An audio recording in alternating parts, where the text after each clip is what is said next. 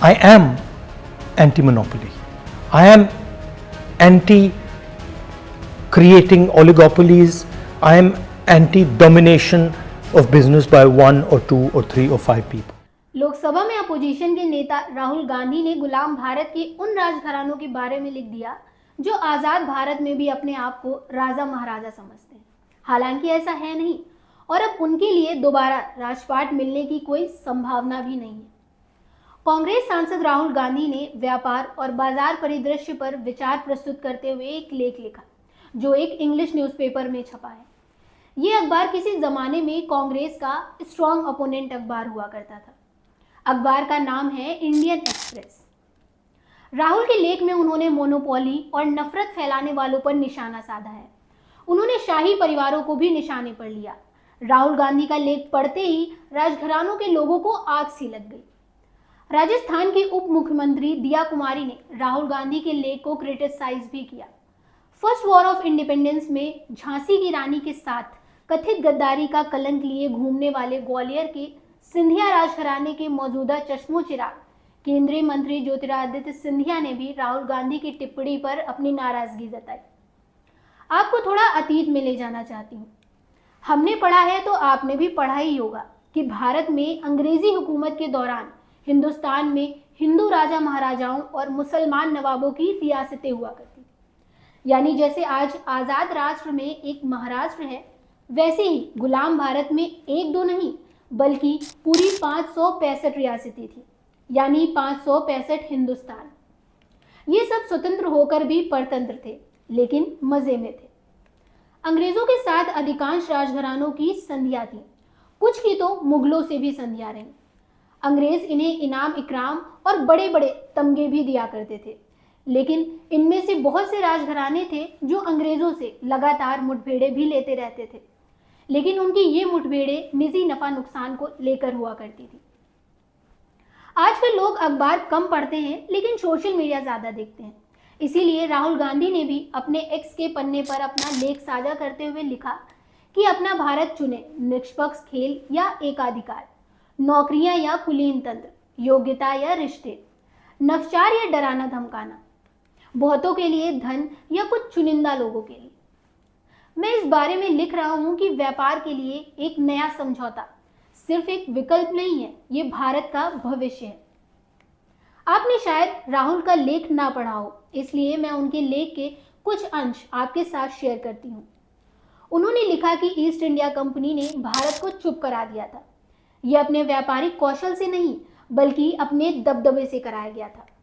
Company ने हमारे अधिक लचीले महाराजाओं और नवाबों के साथ साझेदारी करके रिश्वत देकर और धमकाकर भारत का गला घोटा। इसने हमारे बैंकिंग, नौकरशाही और सूचना नेटवर्क को कंट्रोल किया। हमने अपनी आज़ादी किसी अन्य राज से नहीं खोई, हमने इसे एक मोनोपोलिस निगम से खो दिया जिसने एक जबरदस्ती तंत्र चलाया। अब इस लेख में कितनी हकीकत है और कितना अफसाना, ये तो रीडर्स को ही तय करना है। लेकिन मुझे लगता है कि राहुल ने एक बार फिर उस सामंतवादी समाज की दुखती रग पर हाथ रख दिया है जो हमेशा राजसत्ता के इर्द गिर्द मंडराता रहता है। कल भी मंडराता था और आज भी मंडरा रहा है। उसके लिए दल ज्यादा महत्व नहीं रखते, यानी राजघरानों को राजसत्ता के आसपास ही रहना है, फिर चाहे वो सत्ता कांग्रेस की हो, भाजपा की हो, गठबंधन की हो या वैसाखियों वाली हो। राहुल गांधी के लेख की कुछ पंक्तियों ने देश के तमाम राजशाही परिवारों को नाराज कर दिया। राजघरानों के लिए मशहूर राजस्थान के जयपुर के पूर्व शाही परिवार की सदस्य और राजस्थान की डिप्टी चीफ मिनिस्टर दिया कुमारी ने भी अपने एक्स हैंडल से राहुल गांधी पर निशाना साधा। राजकुमारी दिया कुमारी ने लिखा कि मैं एडिटोरियल में राहुल गांधी की ओर से भारत के पूर्व शाही परिवारों को बदनाम करने के प्रयास की कड़ी निंदा करती हूँ। उनका कहना है कि एकजुट भारत का सपना भारत के पूर्व शाही परिवारों के अत्यधिक बलिदान के कारण ही संभव हो सका। हिस्टोरिकल फैक्ट्स की अधूरे एक्सप्लेनेशन के बेस पर किए गए निरादर आरोप पूरी तरह से अनएक्सेप्टेबल है।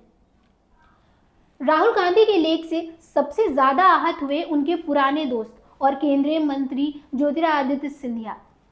सिंधिया जिस परिवार से आते हैं उसके ऊपर झांसी की रानी लक्ष्मीबाई के साथ प्रथम स्वतंत्रता आंदोलन के समय गद्दारी करने का आरोप लगाया गया था। जो आज भी लोकधारणा में जिंदा है। सिंधिया परिवार इस आरोप से इतना लज्जित था कि पिछले 150 साल में इस परिवार का कोई सदस्य रानी लक्ष्मीबाई की ग्वालियर स्थित समाधि पर नहीं गया था। खुद ज्योतिरादित्य सिंधिया भी नहीं गए थे। लेकिन भाजपा में शामिल होने के बाद उन्हें भी रानी झांसी को वीरांगना स्वीकार कर उनकी समाधि पर शीश नवाने के विवश कर दिया गया था। राहुल के लेख पर बिफरते हुए सिंधिया ने लिखा कि नफरत फैलाने वालों को भारतीय गौरव और इतिहास पर लेक्चर देने का कोई अधिकार नहीं है। राहुल गांधी का भारत की समृद्ध विरासत के बारे में अज्ञान और उनकी कॉलोनियल मेंटालिटी सभी सीमाओं को पार कर गई है। सिंधिया ने आगे कहा कि यदि आप राष्ट्र को उन्नत करने का दावा करते हैं तो भारत माता का अपमान करना बंद करें और महादजी सिंधिया, युवराज वीर तिकेंद्रजीत, कित्तूर चेन्नम्मा और रानी वेल्लू नचियार जैसे सच्चे भारतीय नायकों के बारे में जाने, जिन्होंने हमारी आजादी के लिए कड़ा संघर्ष किया। राहुल और सिंधिया लेख भी लिखते हैं, ये मुझे पता नहीं था, लेकिन राहुल के लेख पर उफनते हुए ज्योतिरादित्य सिंधिया ने लिखा कि अपने स्वयं के प्रिविलेज के बारे में आपकी चयनात्मक स्मृति लोप उन लोगों के लिए एक अपमान है जो वास्तव में विपरीत परिस्थितियों के खिलाफ संघर्ष कर रहे हैं। आपकी असंगति केवल कांग्रेस के एजेंडा को और अधिक उजागर करती है। राहुल गांधी आत्मनिर्भर भारत के कोई चैंपियन नहीं है, वो केवल एक पुराने अधिकार का उत्पाद है। भारत की विरासत की शुरुआत या अंत गांधी उपनाम से नहीं होती है। केवल प्रधानमंत्री नरेंद्र मोदी के नेतृत्व में ही हमारे वास्तविक योद्धाओं की कहानियों का अंततः जश्न मनाया जा रहा है। भारत के इतिहास का सम्मान करें या उसके बोलने का दिखावा ना करें। राहुल गांधी का ये लेख लिखने की और पुराने राजघरानों को निशाने पर रखने की जरूरत आखिर क्यों पड़ी, ये मेरी समझ में नहीं आया। उन्होंने ये लेख खुद लिखा या किसी से लिखवाया, ये वो जाने, किंतु उन्होंने इस मुद्दे का नॉर्मलाइजेशन कर उन राजघरानों के लोगों को भी आहत किया जो अंग्रेज परस्त नहीं थे, मुगल परस्त नहीं थे। खैर, दुखती रग तो दुखती रग है। राहुल के लेख के जवाब में सिंधिया ने भी राहुल की दुखती रग छूने की कोशिश की है। बावजूद इसके एक हकीकत ये है कि पुराने 5 सैकड़ से ज्यादा राजघरानों में से मिर्ची केवल जयपुर और ग्वालियर के राजघराने को लगी। ग्वालियर में सिंधिया राजघराने के मुखिया तो आज भी ग्वालियर के चौराहों पर सिंधिया राजघराने के प्रतीक चिन्हों की जालियां लगवाने के लिए स्मार्ट सिटी का ही नहीं बल्कि दूसरे मदों का पैसा भी पानी की तरह खर्च करा रहे हैं ताकि उनका ऐश्वर्य जिंदा बना रहे। वैसे आपको बता दूं कि हमारे सिंधिया शासकों के पास अंग्रेजों द्वारा दी गई तमाम उपाधियों में से knight grand commander of the order, the star of India, कैसरे हिंद पदक, चीन युद्ध पदक और रॉयल विक्टोरियन ऑर्डर का नाइट ग्रैंड क्रॉस प्रमुख है।